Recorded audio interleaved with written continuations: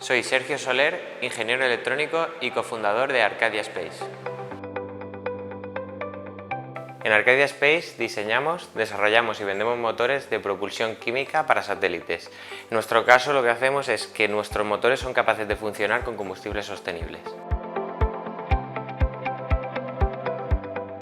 Va dirigido a todas aquellas plataformas y satélites que se mueven en el espacio. Al final, un satélite o cualquier plataforma que opera en el espacio necesita poder moverse, reorientarse, cambiar de órbita y diversos movimientos para poder dar el servicio al cliente final.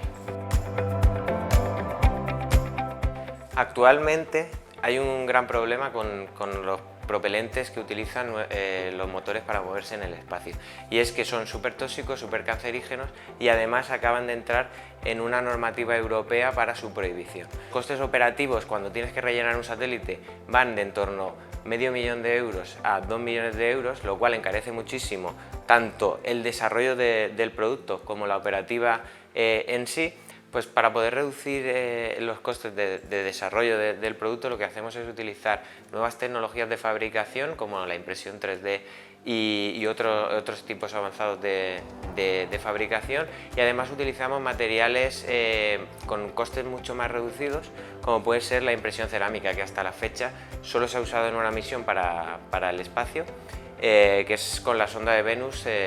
utilizada por la JAXA japonesa. La utilización de combustibles verdes durante el ciclo de producción total del combustible lo que hace es reducir la huella de carbono que es muchísimo mayor en otros tipos de propelentes, como es la hidracina, en este caso lo que comentábamos antes de ese tipo de propelente tóxico que hasta ahora se ha utilizado pero que ya no se va a poder utilizar, que ha entrado en una normativa para su prohibición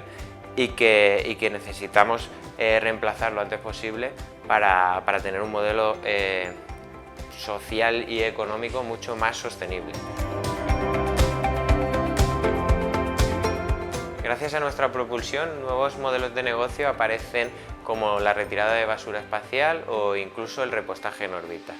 Gracias a ello contribuimos a reducir esa basura en órbita e incluso a la recirculación de satélites que